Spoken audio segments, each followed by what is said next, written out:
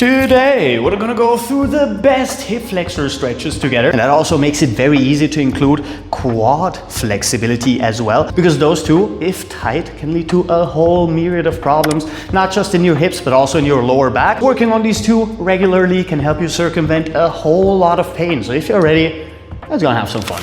Now, as usual, we're gonna start with the easiest exercises first and increase both the difficulty as well as our range of motion as we progress. We're gonna start in this lunging position, and we want to sit down all the way onto our extended heel. Now, if this causes any sort of pain or discomfort, what you can do is elevate your extended side, which is gonna take off any sort of pressure you have on your ankle, and over time, as you progress, you will be able to sit down like so comfortably. All we need to do from here is start activating our posterior chain to lengthen our anterior chain.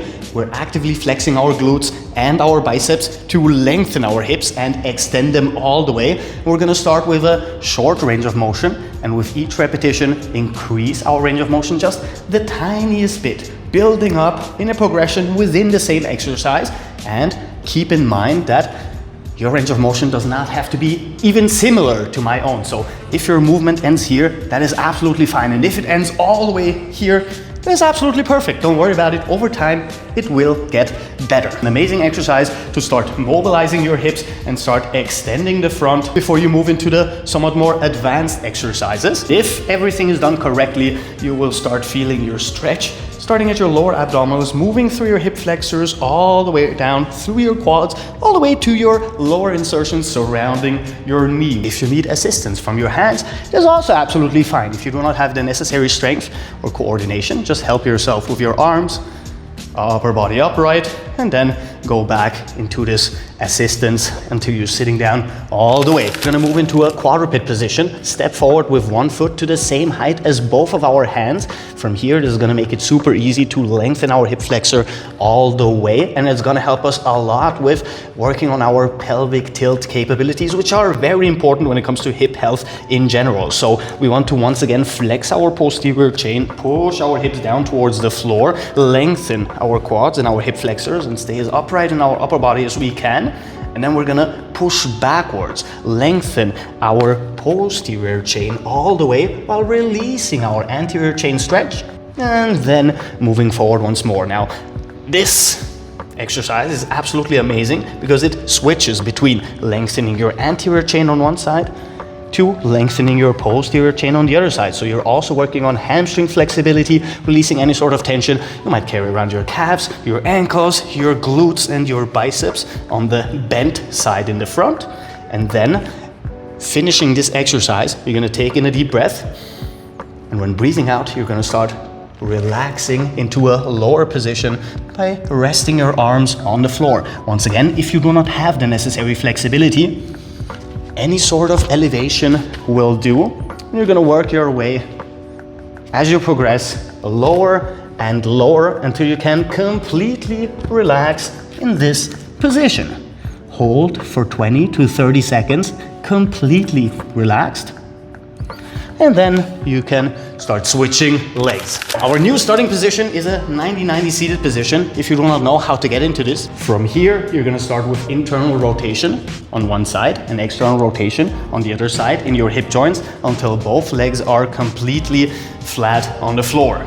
From here, we're going to fold forward in our upper body, get as low to the ground as we can. Once again, your range of motion and my range of motion don't have to be equal. And now we're gonna sit up all the way, and now we need to switch directions. So leaning backwards, moving back with both feet flat, internal rotation on one side, external rotation on the other side, and once again folding forward all the way. Now, this one is amazing for opening up and stretching out our glutes, which in turn will help us work more on our hip mobility as we progress. You have to keep in mind that both our hip extensors and our hip flexors are responsible for hip mobility. So any impediment, either in the front side or the back side, will keep you from reaching your complete range of motion. Now, for those of you who are a little bit more advanced, as you progress, you should be able to start in a deep squat, resting position,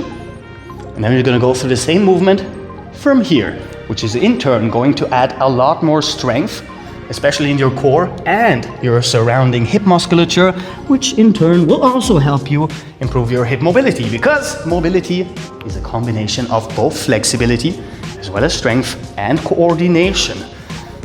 All the way forward and work your way up to being able to switch through a deep squat into the other direction. If you need a full guide on this, you can check out this video where we go through it step by step. Now, as we mentioned before, our hip flexors can also lead to a lot of tightness in our lumbar spine. So we're gonna take care of that as well by laying down on our back. We're gonna place our right foot on our left knee, or left hand on our right knee. And we wanna move into a complete rotation in our entire spine. Move your legs to the left, open up your arms and your head to the right, and get as close to the ground as you can with both of your knees stretching out the outside of your quads, your glutes moving through a complete rotation in your lumbar spine, helping us alleviate some tension we might be carrying in our spinal erectors. And this stretch feels absolutely amazing. And that is our second static stretch, which means we're going to hold this position for 20 to 30 seconds. And this is gonna help you out a lot. We wanna take deep diaphragm breaths. That means when breathing in, we want to expand our stomach as much as we can, which is going to increase the stretch. And then when breathing out, we are actively pulling our stomach in. And repeating once more. This is gonna help us release any sort of tension we are carrying here, so we can work a lot better on our full, complete hip mobility. We're once again gonna start in this quadruped position, and now we're gonna open up sideways as much as we can. Keep your legs parallel, and we're gonna move down onto our elbows. And from here, we're gonna start moving forward, extending our hips, pushing them down towards the floor, lengthening our hip flexors all the way, and then slowly, carefully moving backwards, lengthening our adductors, opening up our hips sideways before we move forward once more. Also giving us a nice stretch in our glutes and the tiniest bit in our upper insertions for our hamstrings if we are truly tight there. And what's very important with this exercise, when you start moving forward and extending your hips, you are actively flexing your glutes, lengthening and releasing even more tension in the front side. This one also teaches us a lot of rotation throughout our lumbar spine and our spine in general, while helping us open up our anterior chain and strengthen our posterior chain. So starting with our legs completely extended, we're gonna elevate just one, and then we're gonna turn sideways, cross over the other one, and bring our toes all the way down to the floor. Hold for a handful of seconds, and then slowly reverse, and then repeat the same thing on the other side. Elevate, flexing our posterior chain, lengthening our anterior chain, and adding spinal rotation, opening up our hips, holding for a second or two actively, and then switching. Now, the more you flex your posterior chain, the more this will automatically relax your anterior chain due to reciprocal inhibition, which is the mechanism of your body that relaxes the antagonists of a flexed muscle.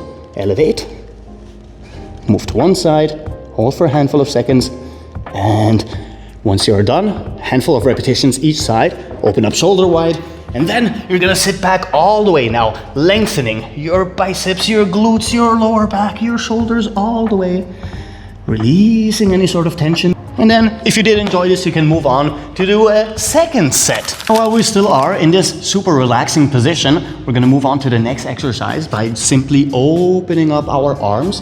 And now we're gonna move through a rotation in our hip, pulling our extended leg with our toes towards our fingertips. And now here comes the very important part for this exercise. We are actively pushing our hip towards the floor by flexing our glutes all the way, holding for a handful of seconds, opening up our hips, lengthening our adductors, carefully, slowly, sliding back, and repeating on the other side. Rotation, toes towards your fingertips, hold, push towards the floor, and repeat. Once again, an amazing exercise. It's going to also help you with hip rotation, even if your range of motion is just as long as this. Absolutely perfect. Moving us to what is probably my favorite hip flexor stretch and one of the most effective ones. Start with a couch or a wall behind you in complete contact with said wall, And then with the front leg, you're gonna step into this semi-lunging position. And from here, our very first mission is getting our upper body as upright as possible. We already have an insane stretch, starting at our knees, moving all the way through our quads and our hip flexors, even our lower abdominals. And the more upright we start moving and the more we move into spinal extension, the more we can feel it all the way to our upper abdominals. And now there's a handful of things we can do from here. By pushing forward, we increase the stretch in our anterior chain, but we can also decide if we want to stretch more at the top or more at the bottom by simply pushing our hips backwards towards that wall, which is going to shift the stretch from the top side all the way down throughout our quads, down to the lower insertion. Push forward, flexing our posterior chain as much as we can, lengthening our anterior chain, and then pushing backwards, moving that stretch lower and lower before we switch. You can also hold the front for 30 seconds, hold the back for 30 seconds, and just as we did before, we can also start moving first with our hands down to the floor and then with our elbows down to the floor, which is going to help us open up even more by now actively pushing our hips towards the floor. Feels absolutely amazing, and there is almost no other static stretch that is going to help you lengthen all of this as beautifully as the couch stretch can. As for programming, we're gonna keep it very simple. You're gonna work your way up to 90 seconds for each one of the dynamic exercises, the one where we are always in motion. And of course, you're gonna have to do both sides separately for the unilateral exercises. As for the static ones, you're gonna hold them for 30 seconds. And for the amount of sets, you can of course do every single exercise multiple times. However, I would highly advise that you simply go through each one of those for one round until you complete the full cycle. And instead of doing multiple cycles on the same day, try increasing your frequency so you work multiple days with shorter periods of time. Increasing the frequency is going to help you a lot more than increasing the volume when it comes to mobility in general. And that is a routine you can do pretty much every single day if you want to. With that said, I'll probably see you very soon again. So until then, have a good one. Captain Cairo. Peace out.